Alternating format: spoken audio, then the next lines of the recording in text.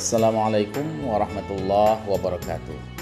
Saya Tengku Haji Misran Fuadi, SAG MAP, Kepala Dinas Syariat Islam dan Pendidikan Daerah Kota Lusmawe.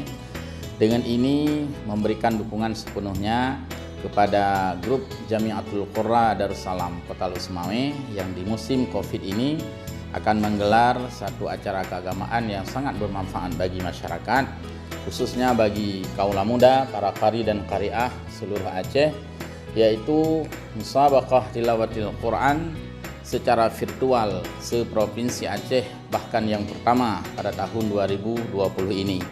Karena itu kami sangat memberikan dukungan dengan tema mesana leuh, yang insyaallah setelah acara ini akan benar-benar leuh dengan mesana. Jadi kepada para adik-adik kami seluruh Aceh, para qari qariah, kiranya berkenan untuk mengambil kesempatan ini dalam rangka melakukan sebuah kompetitiveness di bidang keagamaan, yaitu musabaqah tilawatil Quran. Kepada para panitia dari Jamiatul Qurra Kota Lusmawe, sangat sepatutnya kita memberikan apresiasi yang sangat tinggi kepada adik-adik kita ini. Terima kasih. Assalamualaikum warahmatullahi wabarakatuh.